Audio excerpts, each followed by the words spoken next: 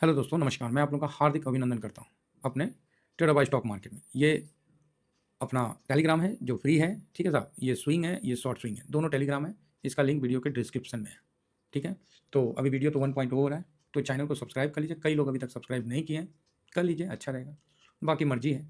तो सही कहा हमारे जो एनर्जी मंत्री हैं हरदीप पुरी साहब ने कि भैया तुम लोग जितना, पूरा यूरोप को बोला कि तुम लोग जितना रूसी तेल पर प्रतिबंध की धमकी के बीच हरदीप पुरी ने स्पष्ट किया कि यूरोपीय संघ एक दोपहर में उतना खरीद लेता है जितना भारत एक तिमाही में नहीं खरीदता है।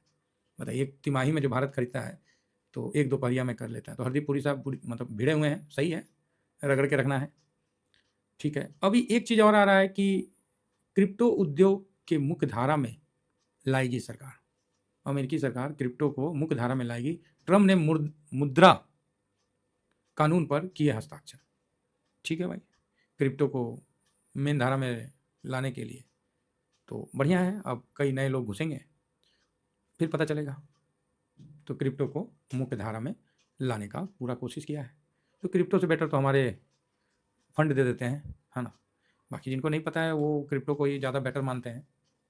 नहीं तो इंडिया में जो सेक्टर चलता है, अगर आप सेक्टर पकड़ लिए तो क्रिप्टो से भी बेटर रिटर्न बना सकते हैं, ठीक है। अब मुख्य धारा में लाने का इसीलिए क्रिप्टो वाले खुशी की बात है। बाकी भारत में तो क्रिप्टो बैंड है, तो भाई बैंड चीज़ पे जो हमारे सिस्टम को नहीं पसंद है तो हम लोग क्यों उसको करें, ठीक है।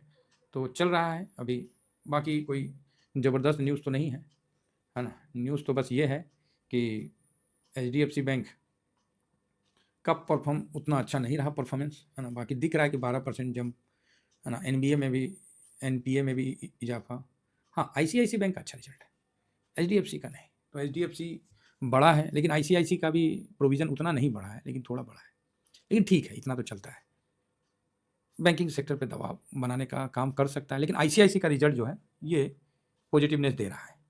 एक्सेस खराब गया, एचडीएफसी खराब गया, इस बीच में आईसीआईसीआई ने अच्छा काम किया, तो ठीक है। तो यहाँ तो जो मेजोरिटी जा रहा है वो तो खराब साइड में जा रहा है। अब देखना है मार्केट कैसा रिएक्ट करता है। तो इसका ये मतलब है कि जब प्राइवेट बैंक प्रोविज़न इतना ज़्यादा बढ़ के आ रहा है तो फिर सरकारी बैंक का क्या होगा, सोचने वाली बात है, ठीक है, सोचने वाली बात है। तो इस पर हम चर्चा करेंगे। फिलहाल आईटी को देख लेते हैं। तो आईटी में अभी कब आ रहा है न्यूज, सॉरी न्यूज बोलते हैं, इन्फोसिस का रिजल्ट कब आ रहा है, तो उसको भी देखना पड़ेगा, है ना। तो एक बार चेक कर ही ले, क्या आप लोगों को पता है क्या है? एक मिनट बोलिएगा तो चेक कर लेंगे, 1 सेकंड लगेगा। ये देखिए रिजल्ट कैलेंडर, मैं इसलिए ये सब सामने करता हूँ कि आप लोगों को इसके बारे में पता रहे, है ना। तो इन्फोसिस का देख लेते हैं।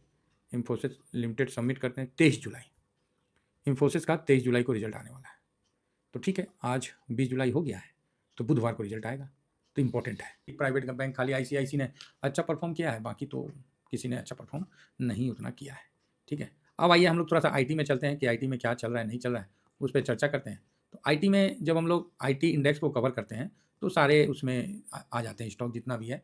तो जिसमें इन्फोसिस, टीसीएस वगैरह, एचसीएल टेक सब आ जाते हैं। तो इन्फोसिस और टीसीएस दोनों इंपॉर्टेंट है। तो टीसीएस का उतना अच्छा तो नहीं था, और गाइडलाइन भी बोल रहे थे कि टैरिफ के कारण समस्या है, तो ठीक है, वो भी एक पॉइंट वाली बात है। तो यहाँ हम आ जाते हैं कि इन्फोसिस का भी रिजल्ट आने दीजिए 23 तारीख को, फिर आईटी का क्लियर हो जाएगा। तो इन्फोसिस का रिजल्ट आएगा, कैसा आएगा? तो भाई टीसीएस क्या है कि हमेशा एक आउटलुक दे देती है आईटी के बारे में, तो इन्फोसिस भी बहुत इंपॉर्टेंट रहता है। टीसीएस का आउटलुक के बाद मार्केट ऐसा नहीं है कि आईटी बहुत गिर गया है, हाँ थोड़ा सा ऊपर से नीचे आ गया है, ये बात तो है। तो फिलहाल जो आईटी है, आईटी इंडेक्स अभी 200 मूविंग एवरेज से नीचे है और 500 के पास है, तो 40.51। तो अब देखना है कि इस पे चल रहा है। तो अभी देखना है कि इन्फोसिस का रिजल्ट भी इस पर काफ़ी असर डालेगा, ठीक है।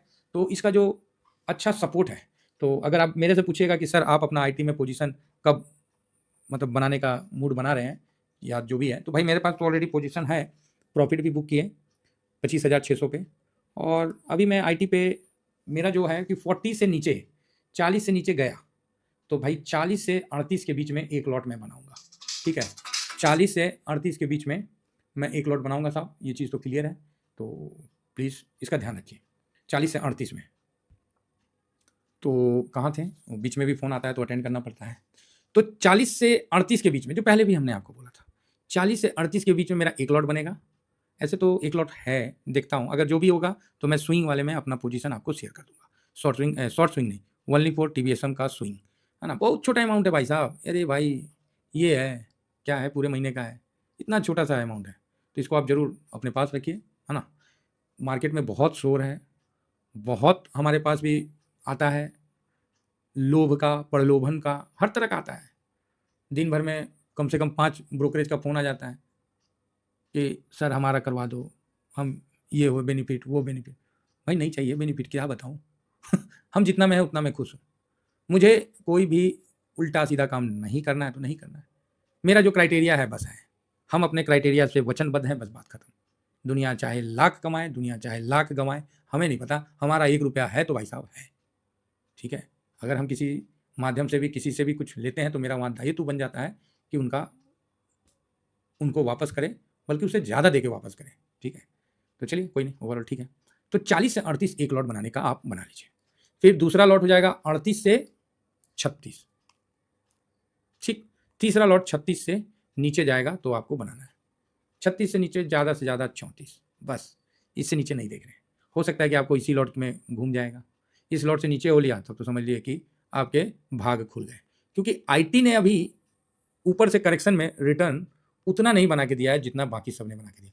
अब हम लोग का फोकस उस ईटीएफ पे होगा, उस इंडेक्स पे होगा जिसने रिटर्न बना के नहीं दिया है, ठीक है?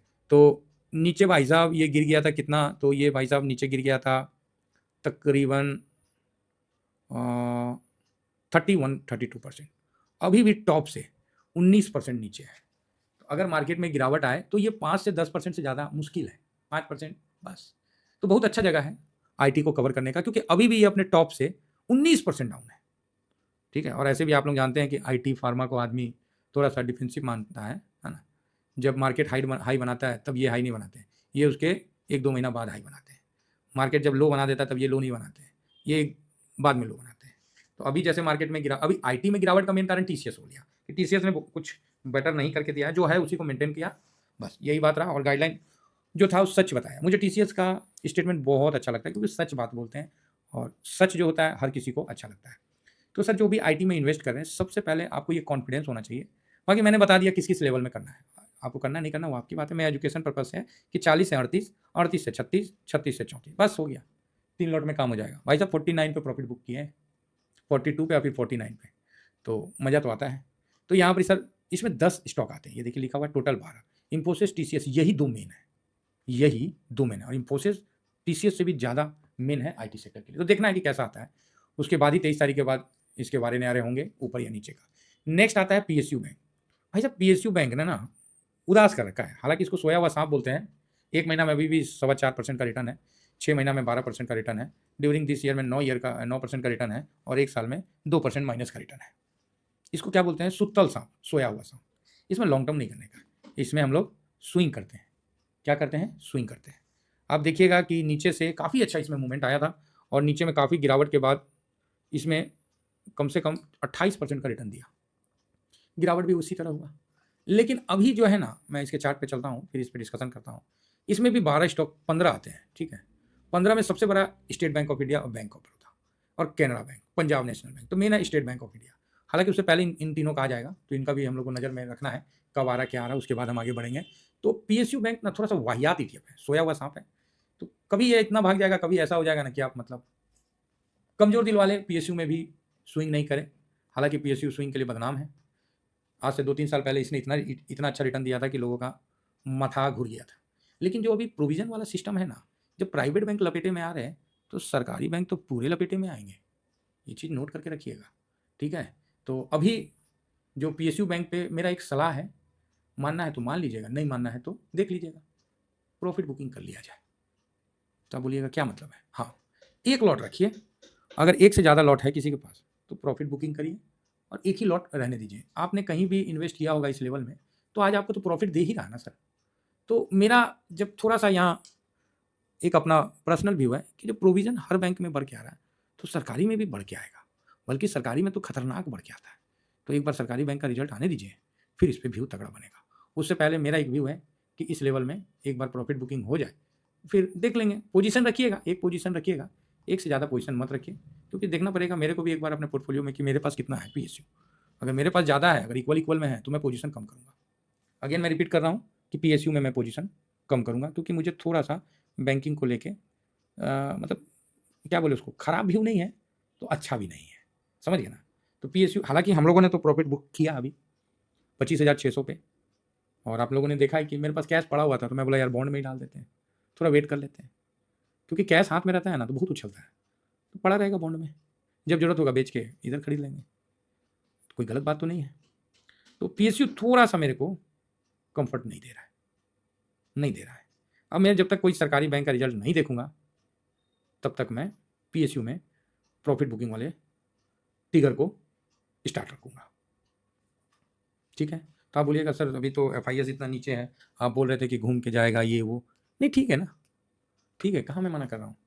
लेकिन हो सकता है जिस तरह बैंक निफ्टी ने हाई बनाया और निफ्टी नहीं उतना चला, टॉप नहीं बनाया, तो ये भी हो सकता है कि आने वाला टाइम में निफ्टी हाई बनाए, बैंक निफ्टी उतना ना चले। लेकिन निफ्टी को सपोर्ट देगा कौन? रिलायंस, रिजल्ट भी अच्छा है, और जियो का सुन रहे हैं कि वो फाइनेंस में भी एंट्री कर लिए हैं, जो बजाज फाइनेंस के साथ जो कंपनी थी वो जियो के साथ अलायंस कर लिया है, फाइनेंस में भी जियो आ गया है, जियो ब्रोकरेज फॉर्म में भी आ रहा है।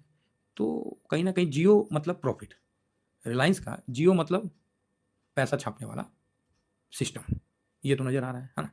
तो थोड़ा सा प्राइवेट बैंक में प्रॉफिट बुकिंग कर लेते हैं, हालांकि मैं तो कर लिया हूँ, फिर भी देख लेता हूँ, अगर मेरा कोई पोजीशन होगा तो मैं आपको साझा करूँगा, एक पोजीशन रख लूँगा, है ना, अगर एक से ज़्यादा है तो वहाँ मैं अपना प्रॉफिट बुक कर लूँगा या पोजीशन कम कर लूँगा। देखिए स्पष्ट बता रहा हूँ, इससे ज़्यादा क्लियर क्या बोलेगा कोई, करना है नहीं करना है वो आप पे है। कारण बता दिया कि भाई इतने बड़े बड़े बैंक जो हैं उनमें जब ये बढ़ के आ रहा है प्रोविजन, तो सरकारी बैंक में तो छप्पड़ फाड़ के आएगा, अगर कोई गड़बड़ होगा तो सरकारी बैंक तो सबसे पहले लपेटे में आता है। मैंने तो आज तक देखा है कि किसी भी घोटाले में सबसे नीचे में एचडीएफसी और आईसीआईसी बैंक होता है, बाकी जो बैंक होता है सरकारी बैंक वो टॉप पे होता है। कोई भी घोटाला देख लीजिए आज तक हुआ है, गड़बड़ हुआ है, सबसे ऊपर सरकारी बैंक रहता है। तो आशा करता हूँ कि व्यू आप लोग समझ गए होंगे। इतना ही कहकर अपनी वाणी को विराम देता हूँ। Thank you very much. जय हिंद, जय भारत।